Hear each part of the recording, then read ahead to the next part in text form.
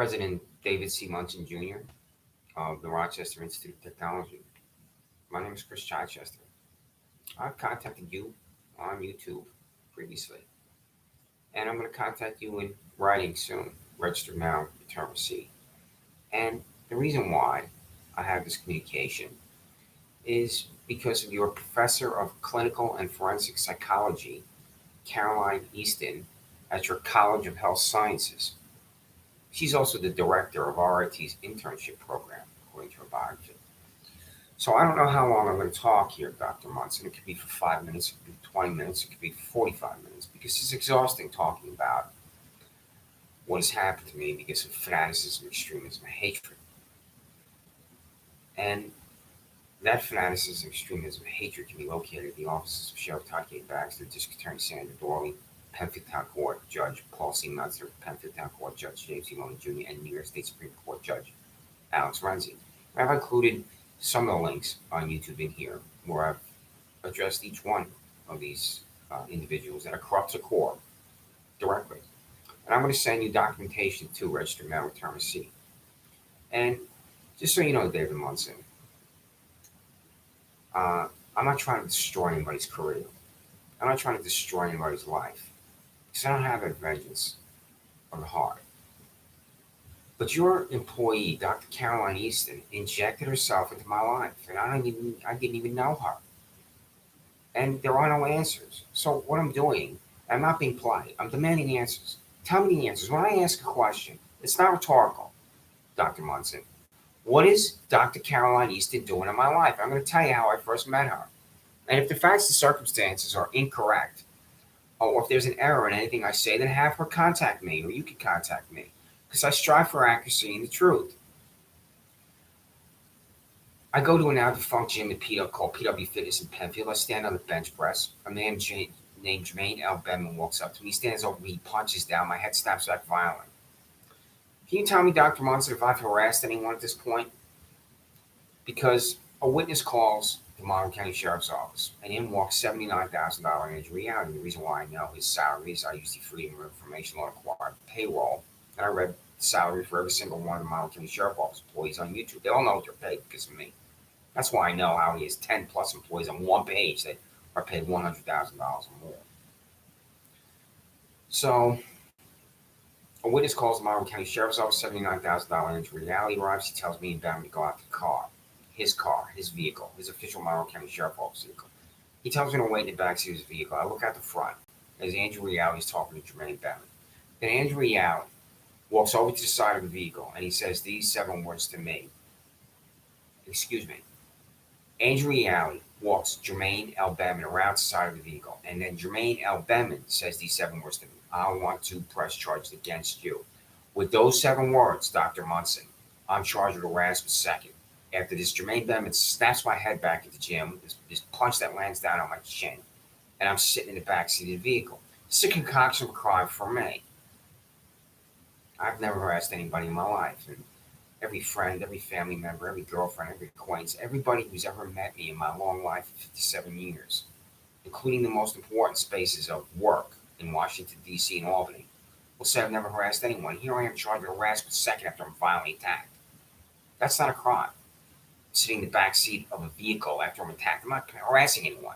And as I've said to Sheriff Todd Baxter and District Attorney Sandra Dorley and Penfield Town Court John P. Lemendra Jr., who sentenced me to Monroe County Jail for harassment second, who's the victim? Who did I harass? So what happens to me because of harassment second is because of criminal contempt second.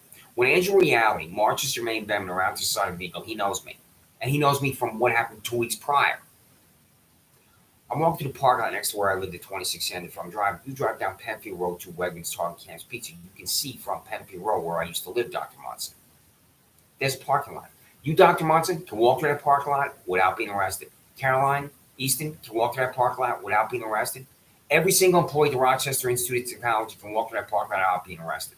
And as I've said to Sheriff Todd Baxter, District Attorney Sandra Dorley, and Penfield Town Court Judges Paul C. Meltzer, John P. Lemendra Jr., and James Maloney Jr., where's my 14th Amendment right to equal protection of laws? Because this is what happened. 4,000 times I've walked through that parking lot. Where I moved to the residence in 2012, my ex-girlfriend Laura used to walk into Gold's Gym and Fairport through the parking lot, walk to any place else I wanted to go. Dr. Gloria Nichols is my dentist. She leaves. In moving to 2033 Penfield Road, or Lady Kumar named Rochester's 50-year-old man with his 70-year-old mother. One day I'm walking through the parking lot. I hear screaming from behind me. I have never heard a scream like this scream. It was sickening and disgusting the way this scream was happening from behind me. I turn around and it is Neeraj Shah, a 50-year-old son, in his vehicle. I walk up to him. I have this confrontation with him that he initiates where he is still screaming at me inside his vehicle. I say, what's the problem? And he still continues to scream. I'm trying to have a conversation with this guy. I turn around, I walk away. As I walk away, he's still screaming at me. So I give him the official finger of Brooklyn, New York, and I tell him to fuck off. And this is restraint for me. There are a lot of guys that I have known in my long life, especially in Brooklyn, that would have introduced themselves with Neeraj Shah with a lot more than simple profanity and the official finger of Brooklyn, New York. So I received a call from $67,000 Shannon Meyer, the Monroe County Sheriff's Office. This is the free show phone call of my life, where I don't know she's writing a warrant for my arrest. And she's not calling anybody else in Penfield, New York, or Monroe County, or the 17.9 million people that at any point could walk through this parking lot. It's only me. And I speak to this Shannon Meyer for an hour, and she's asking me questions that are bizarre. Why do you want to walk through the parking lot? I had to hold the phone away from my ear. There are points where I'm looking at the phone like this. She would ask me a question. I'd look at the phone, and I'd answer it. And I'm thinking, I'm not going to ridicule her question. When she would ask me a question, I decided that I could ridicule everyone. I just want to see how ridiculous this is going to get. Question after question, such as, do you know the Lady Kumar named Rashan? I say, no. And she says, why do you want to walk through the parking lot? And I answered that question to get where I need to go. And how long have you lived at your residence? Do you live alone? It is one question after another that is bizarre. And I don't understand her questions at all.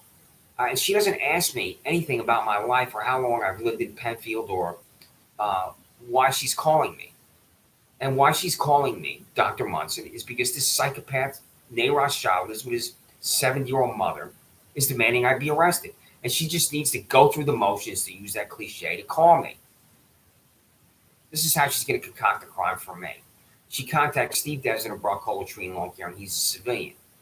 And she tells Steve Desmond, ride your tractor by his residence at 26 Sanders Farm Drive, it's Christopher Chichester, and get him to come out of the residence. If he comes out of the residence, I'm going to be there and arrest him. This is how she concocts criminal attempt second for me. Shannon Meyer. She tells Desmond to ride his tractor by my residence. I see him, I come outside, I say nobody owns that land, I walk back in my residence. Do you, Dr. David C. Munson Jr., think that that's a crime? For me to walk outside and tell a man on his tractor nobody owns the land and walk back in my residence? Because Shannon Meyer believes that's a crime, and so did 6 other psychopaths at the Sheriff's Office from Psychopaths, Inc. Because I walk back in my residence, I sit down on my couch, and that's when I see Maya run into my backyard. She falls down on her face. There she's laying in my backyard dirt. They see pounding on my front door. As I now know, Monroe County Sheriff's Office employees don't knock or ring the doorbell with civility. They pound on the door. They want to announce their presence with that psychopath authority that they have. I answer the door. I see them standing there. And the first language I ever hear from the Monroe County Sheriff's Office employee on my front door is a lie. We just want to talk to you outside. I walk outside, I stand on my front lawn, they surround me. Maya runs back around to the front. She's got dirt on her face. She's breathing heavy, this hyperventilating freak. And the handcuffs go on. And my neighbor Adam is outside too, and he watched this happen to me.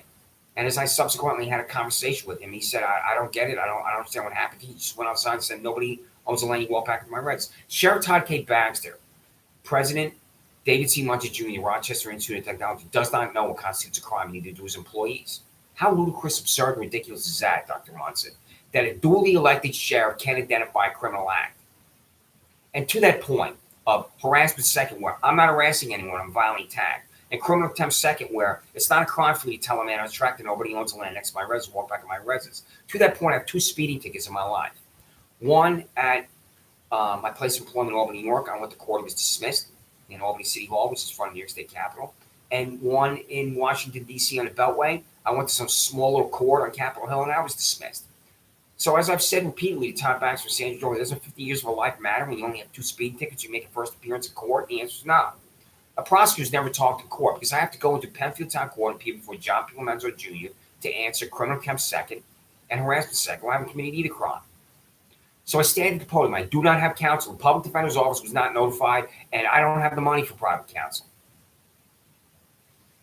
I look to my left at the prosecutor from the Monroe County District Attorney's Office, Sandra Dorley, who is a female. This is a time where a prosecutor is present in court, and I can see the likeness of this prosecutor. I know exactly what she looks like. If she was here right now, I'd be able to easily identify her, but I do not know her name because for 18 months, Sandra Dorley refused to disclose the name of this prosecutor silence.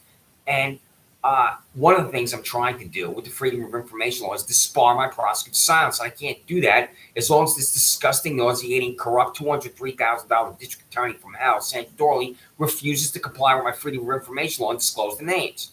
So this assistant district attorney, while I'm in there to answer harassment second and criminal contempt second, these two concoctions, stood there in stone cold silence. I looked at her, nothing. The proceeding ends in less than 60 seconds where John P. Lomenzo Jr. just gavels it to an end, and there's Andrew Reale, the Monroe County Sheriff's Office, waiting for me, who charged me with harassment second, sitting in the backseat of his vehicle. And he also knows about criminal contempt. Put your hands behind your back. I take a step back. There's nowhere for me to go in this little star chamber of Penfield Town Court where there is not a jury box for a jury of 12. There is not a witness stand, witness testimony. There isn't even a table for a defense attorney, defendant. There isn't even a table for a prosecutor. This is a disgusting, sick little room, this abomination. And so I take a step back in shock because now I know I'm going to Monroe County Jail. And I do not know there's a Monroe County Jail employee, Monroe County Sheriff's Office employee, pardon me, behind me. He puts his hands on my shoulders and he drives me down to the ground. I'm on my knees at Penfield Town Court in front of Andrew Reale and John P. Lomenzo Jr. And I did something I have not done since elementary school. I screamed. I screamed, "You're violating my rights." And they drove me to Monroe County Jail. I was at Monroe County Jail for 3 weeks. I was there with a man charged with murdering his neighbor in Rochester because another inmate named Bob, who was about 70 years old, told me. And I didn't quite know what to make of it. And then when I eventually arrived home, I read the story in the Democrat Chronicle, and there was this picture. So I was eating right next to him, walking around right next to an accused murderer. So there I'm in Monroe County Jail for 3 weeks, and every day I kept saying, "What's my sentence?" Nobody, Dr. Munson, tells you my sentence at the jail. This is what I'm going to tell the United States Department of Justice and the United States Attorney for the Western District, Trinity E. Ross, and the Office of Governor Kathy Hochul about Penfield Town Court, Sheriff Todd Baxter, and District Attorney Sandra Dorley, where I'm existing in jail, and I don't know how long I'm going to be in jail. And I kept saying day after day, how long am I going to be here? And no one tells me. Do you know what happened next, Dr. Munson? 2 Monroe County Sheriff Office employees showed up, told me to pack, and I say, "Pack what?" And I'm removed from Monroe County Jail and taken to Rochester Psychiatric Center. There is no 7:30 mental health evaluation for me to confine me against my will at RPC. They just drove me over there. I'd like to introduce my new doctor, Dr. David C. Munson Jr., Dr. Sheriff Todd K. Baxter. The 7:30 mental health evaluation is the language, I think it's a criminal procedure law or mental health law or both, where competence for appearance in court is determined. And if you are ruled incompetent, you can be confined to a psychiatric center, such as Rochester Psychiatric Center, Central New York Psychiatric Center, or somewhere else. If you're incompetent, you cannot be in a courtroom. I've never been incompetent at anything I've thought about or been committed to in my life.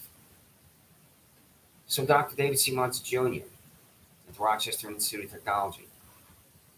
The reason why I'm at Rochester Psychiatric Center is because of a fake, phony, fraudulent document concocted by Dr. Caroline Easton, your professor of clinical and forensic psychology at the College of Health Sciences and Technology, and the director of the RIP internship program. How do you allow her to be around undergraduate students? Do you understand what I'm telling you here, Dr. David C. Munson Jr.? I'm going to repeat this again. Your employee, professor of clinical and forensic psychology at the College of Health Sciences and Technology, Dr. Caroline Easton, concocted a fake, phony, fraudulent document that purports to be an examination of my mental health that is used by Sheriff Todd K. Baxter to transfer me from Monroe County Jail to Rochester Psychiatric Center, where I'm there with John Marlowe. John Marlowe is one of the nicest, sweetest people that anybody can meet. He's about 70 years of age. And he says to me at one point, we're in a concentration camp. And I would tell him, you're not in a concentration camp. And he thinks it's a concentration camp because of the 15-foot high metal fence with the concertina wire on it. And I'm there with a man named Victor who drools on himself and does not know he's at RPC. I'm there with elderly women in their nightgowns. I'm there with a man who would sit against a wall and he would scream. And I would have to move away from him, given the ferocity of his screaming. There are individuals at RPC that don't know they're at RPC. I'm at RPC without any documentation that I know of that is legitimate. And then I'm told I'm at RPC because of fraudulent documentation by Dr. Caroline Easton. What do you think about what I'm telling you, Dr. David C. Munson Jr.? And just so you know, when I say these things and use certain language that I'm using, I don't have vengeance at heart. What I'm seeking are answers. I'm seeking answers from you, Dr. Munson. I'm seeking answers from Dr. Caroline Easton. And I'm not receiving any. I'm not requiring any answers. Why is your employee, Dr. Caroline Easton, in my life? Dr. David C. Munson Jr. How did she get my name?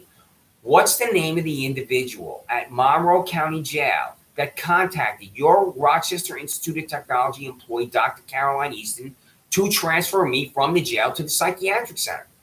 Is she going to exist in silence? Is she going to refuse to disclose a name? Someone contacted her about me to transfer me to RPC. And please ask her, Dr. Munson, what the name of that individual is. Is it $131,000 Corey Brown? He's the deputy sheriff of Monroe County, paid $1,000 less than Todd Baxter.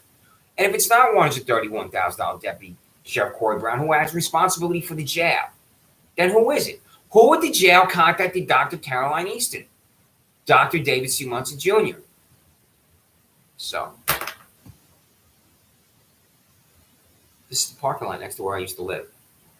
You, Dr. David C. Munson Jr., president of Rochester Institute of Technology, can walk through that parking lot without being arrested. Are you a different kind of American than me? The answer is yes. Dr. Caroline Easton can walk through this parking lot without being arrested. Is she a different kind of American than me? The answer is yes. This is the parking lot I was walking through, and a 50-year-old man named Rosh Job began to scream at me. I say, what's the problem? I'm the only New Yorker out of 17.9 million that would be arrested for walking through this parking lot. And I explain the facts and details of this. This is the lunatic fringe.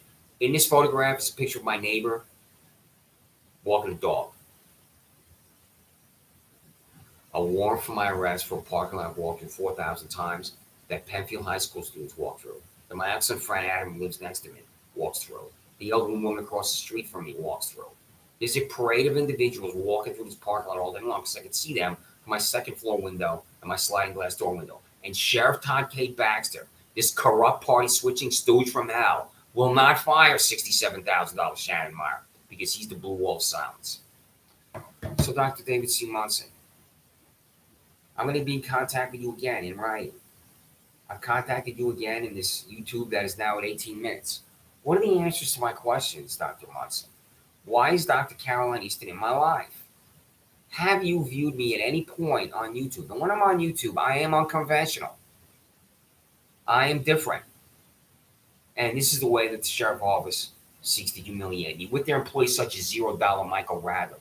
This is a sheriff who employs Michael Radler for $0. And then his employees such as $0 Michael Radler are unleashing Lindsey Barron from the Monroe County Office of Mental Health upon me. So, I'm going to conclude this, Dr. David C. Munson Jr., by telling you that I'm at the Bryant Memorial Library and I'm a free man now. And I'm a free man. I've never committed a crime and I've been in jail 6 times. And I've been in RPC with a fraudulent document concocted by your employee, Dr. Caroline Easton. So, Dr. David C. Munson Jr. at the Rochester Institute of Technology. Why was your employee, Dr. Caroline Easton, in my life? And who at Monroe County Jail contacted Dr. Caroline Easton to transfer me to Rochester Psychiatric Center with a fraudulent document?